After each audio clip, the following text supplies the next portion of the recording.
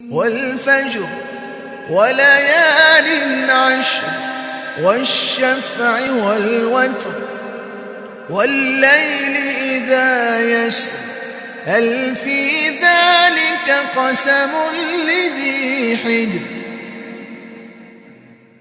الحمد لله والصلاة والسلام على رسول الله وعلى آله وصحبه ومن والاه. ناظرین کرام،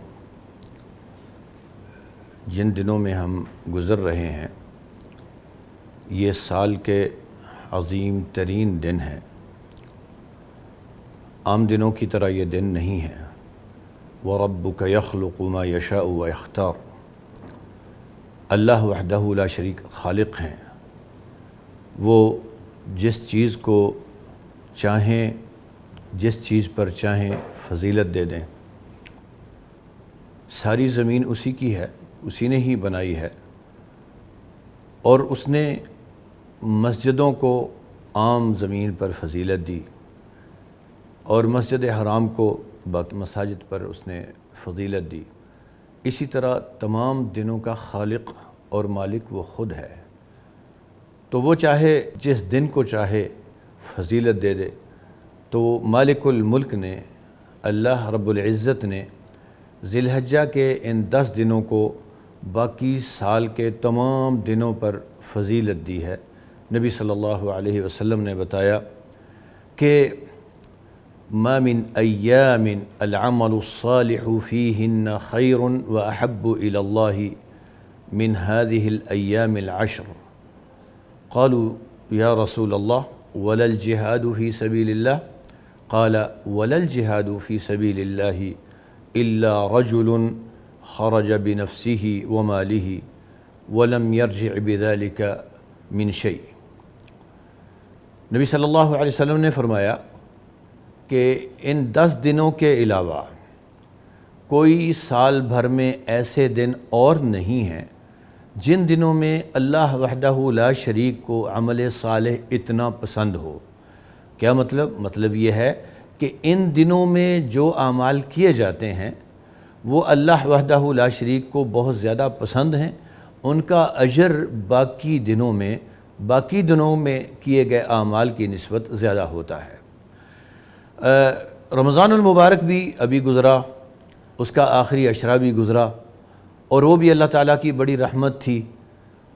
رمضان المبارک کے آخری عشرے کی راتیں سارے سال کی راتوں پر فضیلت رکھتی ہیں، جبکہ ذی الحجہ کے یہ 10 دن باقی تمام دنوں پر فضیلت رکھتے ہیں. یہاں ہمیں ایک بات اور بھی سمجھ آتی ہے.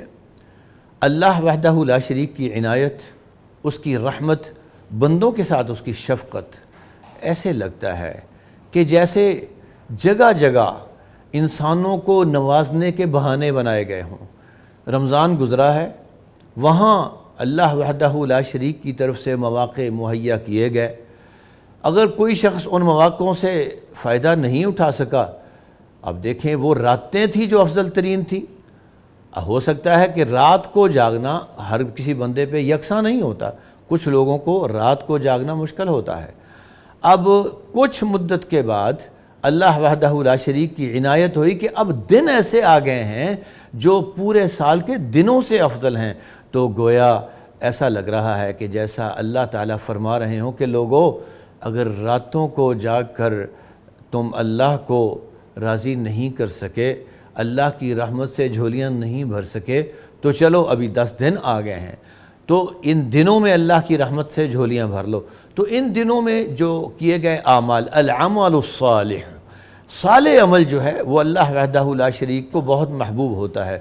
تو ناظرین کرام، صالح عمل کیا ہوتا ہے؟ صالح عمل ہر معاشرے میں اس کا الگ معیار ہے. کسی بازاری قسم کے شخص سے پوچھیں گے تو اس کے ہاں اچھا عمل کوئی اور نوعیت کا ہوگا. تو یہاں صالح عمل سے کیا مراد ہے؟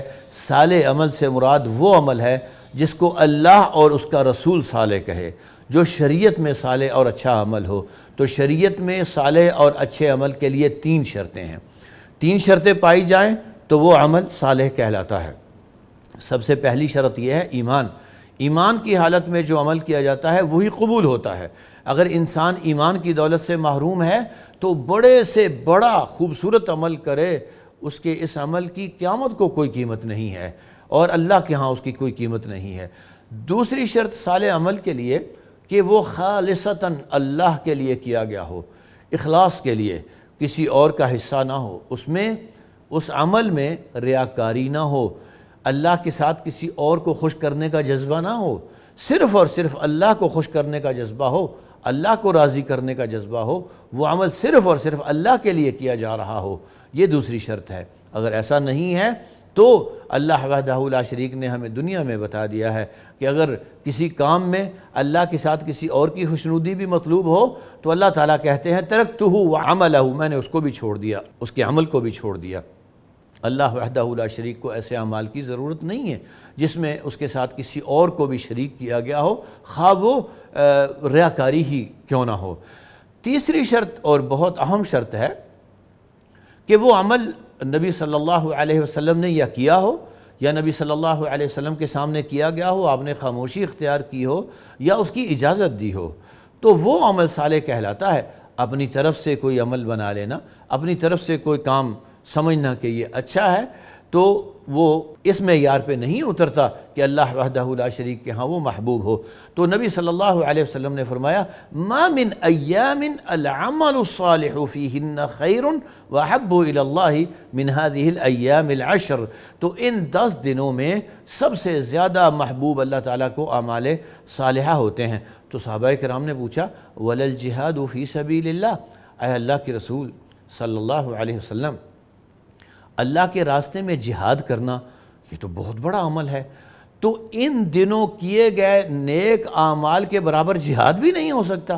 نبی صلی اللہ علیہ وسلم نے فرمایا ولا الجہاد فی سبیل اللہ، جہاد بھی نہیں ہو سکتا اس کے برابر الا رجل خرج بنفسہ ومالہ ولم یرجع من ذلک بشیء، سوائے اس شخص کے جو اپنی جان ہتھیلی پہ رکھ کے نکلا، اپنا سارا مال ساتھ لے کے نکلا اور اللہ کے راستے میں سارا مال بھی کھپا دیا، جان بھی قربان کر دی، یہ شخص ایسا ہے کہ اس کا یہ عمل ان دنوں کیے گئے نیک اعمال سے زیادہ ہے، وگرنہ عام جہاد جو ہے وہ اس مرتبے تک نہیں پہنچتا۔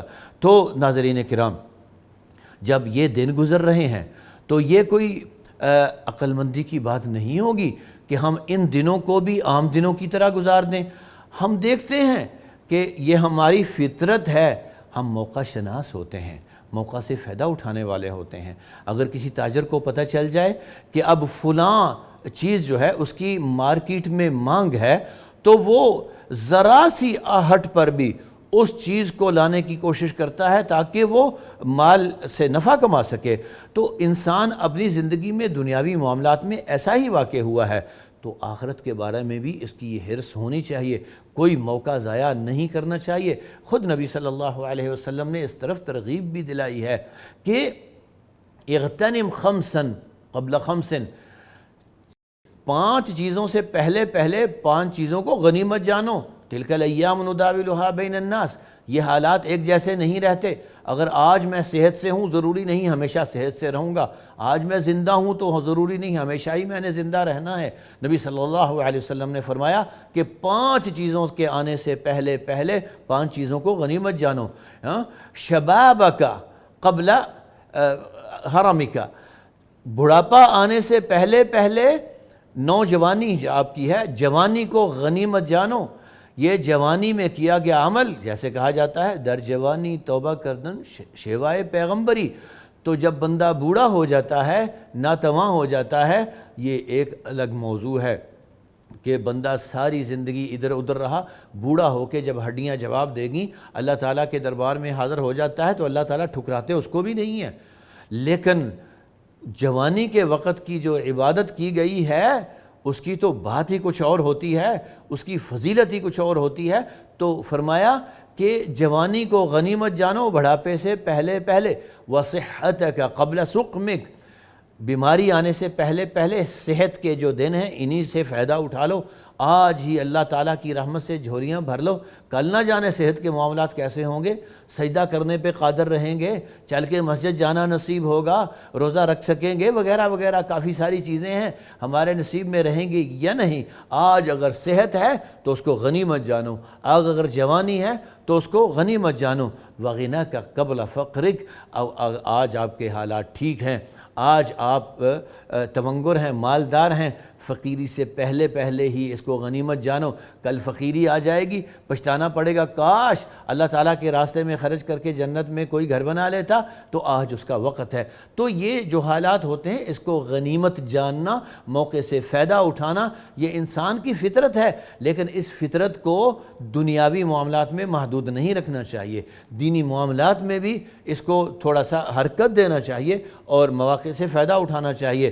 تو یہ ہمارے لیے موقع ہے، 10 دن بہترین ہے، اس میں اعمال صالحہ کثرت سے کرنے چاہیے۔ اعمال صالحہ بے شمار ہیں، لیکن ان میں سے کچھ اعمال ایسے ہیں جو ان 10 دنوں کے ساتھ خاص ہیں، جیسا کہ حدیث میں ہے، حضرت ابو ہریرہ رضی اللہ تعالی عنہ اور حضرت عبداللہ ابن عمر رضی اللہ تعالی عنہ ان 10 دنوں میں بغیر کسی کام کے، بغیر کسی دنیا کے کام کے مارکیٹ میں نکلتے، بازاروں میں جاتے، اونچی اونچی آواز سے تکبیرات کہتے، اللہ اکبر لا الہ الا اللہ واللہ اکبر وللہ الحمد۔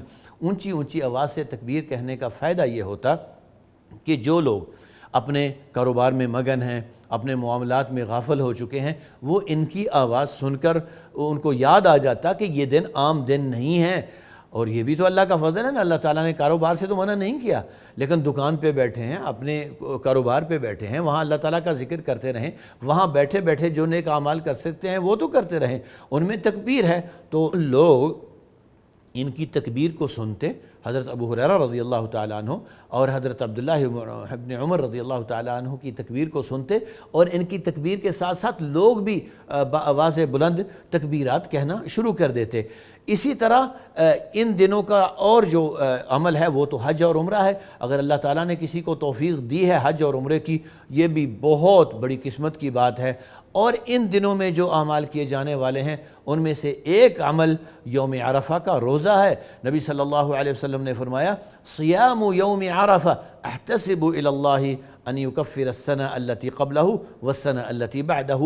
یوم عرفہ کا روزہ میں اللہ سے توقع کرتا ہوں کہ ایک روزے سے 1 سال کے پچھلے گناہ معاف ہو جاتے ہیں، 1 سال آئندہ کے گناہ معاف ہو جاتے ہیں۔ یہاں یاد رہے کہ یہاں حقوق العباد جو ہیں وہ معاف ہونے والے نہیں ہیں، ان کو ادا کرنا ہوگا۔ یہاں تو صغائر کی بات کی جا رہی ہے، حقوق اللہ میں سے جو صغائر چیزیں رہ گئی ہیں اللہ تعالیٰ وہ معاف کر دیتے ہیں۔